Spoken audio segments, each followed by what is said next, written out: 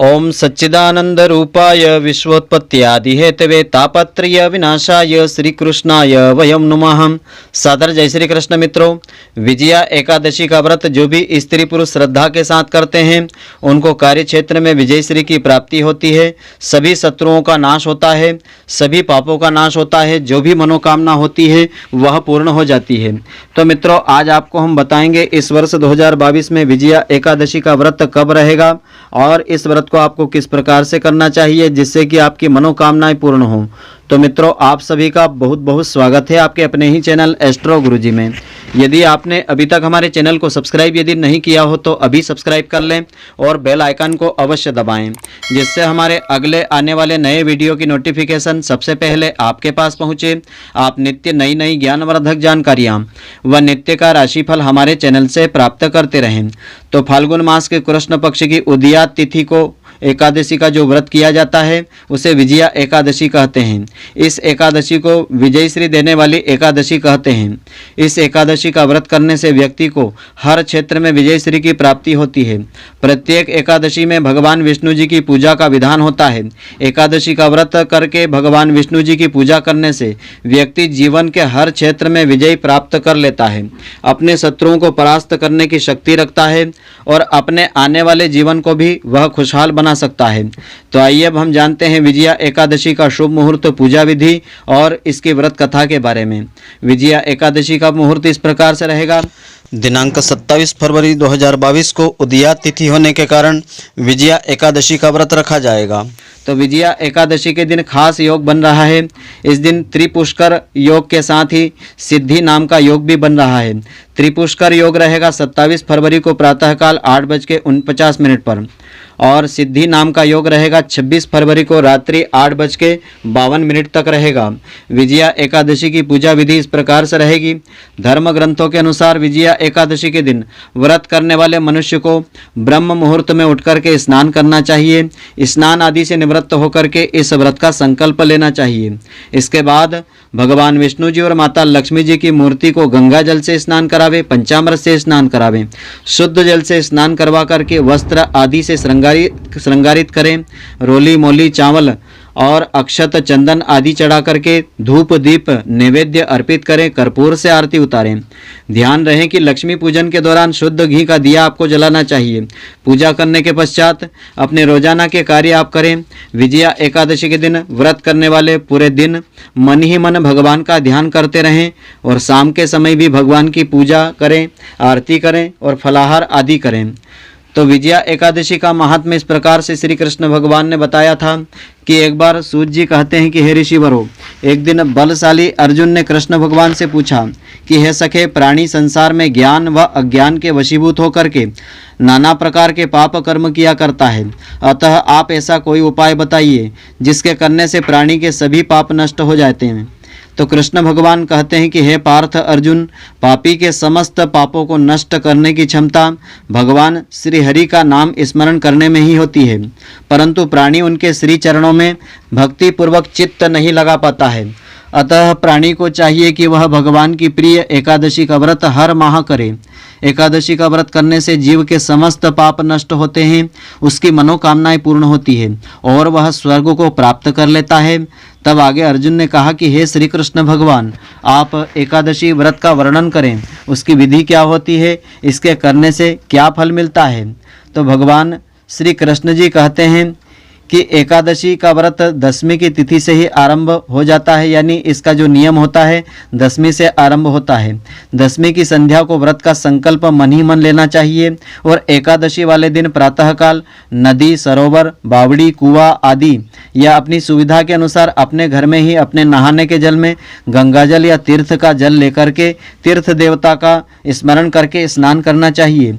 स्नान करने से पूर्व अपने शरीर पर थोड़ी मिट्टी लगाना चाहिए। उसके पश्चात स्नान करने के बाद आपको शुद्ध स्वच्छ वस्त्र धारण करें और स्वच्छ होने के बाद किसी भी पतित यानी पापी, चोर, पाखंडी, दुराचारी मनुष्यों से वार्तालाप नहीं करना चाहिए। स्नान करने के बाद धूप दीप नैवेद्य से भगवान श्री हरि की पूजा करना चाहिए। रात्रि को दीप दान करना चाहिए।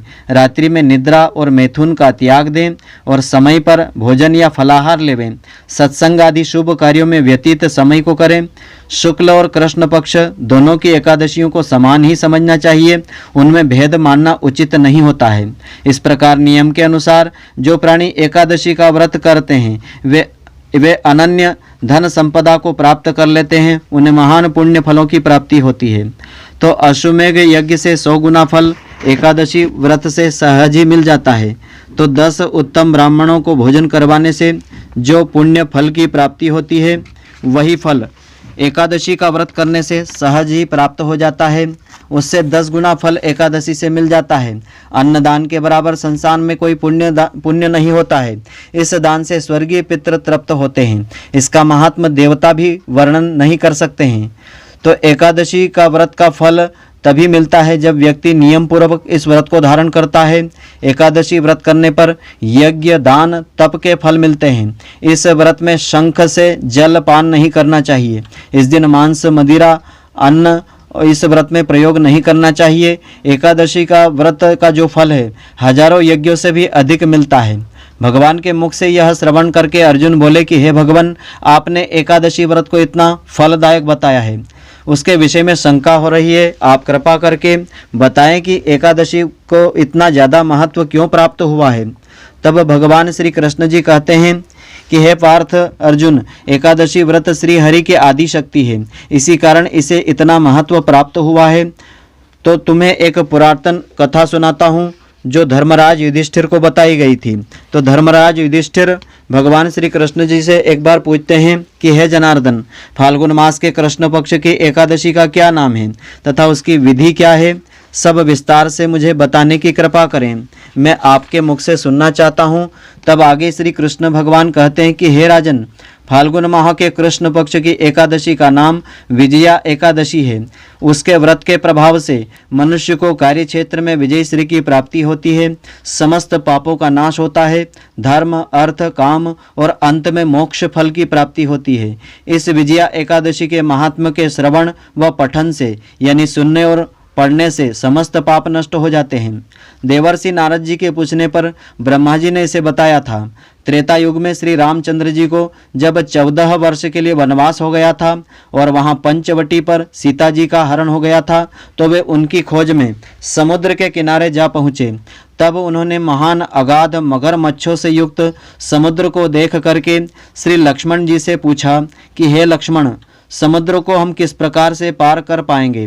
तब लक्ष्मण जी श्री रामचंद्र जी से कहते हैं कि हे श्री राम, यहाँ से कुछ ही दूरी पर कुमारी द्वीप के ऊपर वकदालभ्य नाम के एक ऋषि निवास करते हैं। आप उनके पास चल करके इसका उपाय पूछें तो बेहतर होगा।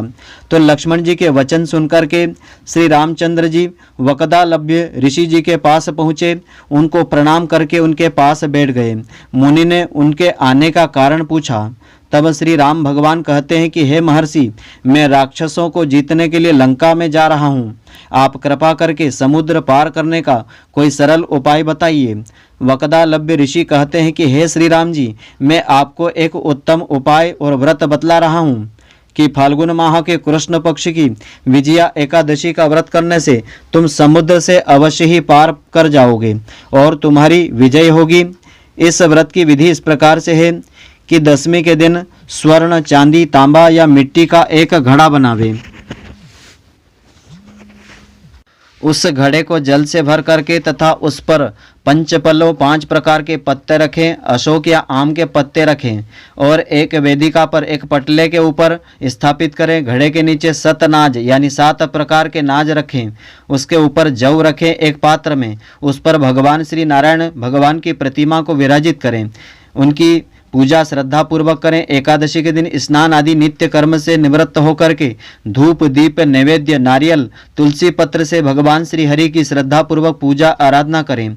उस समस्त दिन को भक्ति पूर्वक घड़े के सामने व्यतीत करें और रात्रि को भी इसी तरह बैठ करके जागरण, भजन आदि, कीर्तन आदि करना चाहिए। और द्वादशी के दिन नदी या तालाब के किनारे स्नान आदि से निवृत्त होकर के या अपने घर में ही तीर्थ का जल मिलाकर के स्नान से निवृत्त होकर के उस घड़े को योग्य ब्राह्मण को वस्त्र आदि के साथ में दान में देना चाहिए। तो हे राम, यदि तुम इस प्रकार से इस व्रत को विधि पूर्वक अपने सभी सेनापतियों के साथ करोगे, सारी सेना के साथ करोगे, तो अवश्य ही तुम्हें विजय श्री की प्राप्ति होगी और तुम्हारी जो मनोकामना होगी वह भी पूर्ण होगी। श्री रामचंद्र जी ने विधि पूर्वक, श्रद्धा पूर्वक विजया एकादशी का व्रत किया था। इसी व्रत के प्रभाव से उन्हें रावण पर विजय श्री की प्राप्ति हुई थी और भगवान श्री राम की मनोकामना पूर्ण हो गई थी। तो इस व्रत को जो भी स्त्री पुरुष श्रद्धा के साथ करते हैं उनके समस्त पाप ताप नष्ट होते हैं और कार्य क्षेत्र में विजय श्री की प्राप्ति होती है। तो मित्रों, आशा करता हूं कि आपको हमारी यह ज्ञानवर्धक जानकारी पसंद आई होगी। यदि आपको पसंद आई हो तो आप हमारे वीडियो को लाइक व अधिक से अधिक शेयर अवश्य करें, जिससे अधिक से अधिक लोग इसका लाभ प्राप्त करते रहें। इसका पुण्य फल आपको भी मिलता रहेगा। धन्यवाद। जय श्री कृष्ण मित्रों, फिर मिलेंगे।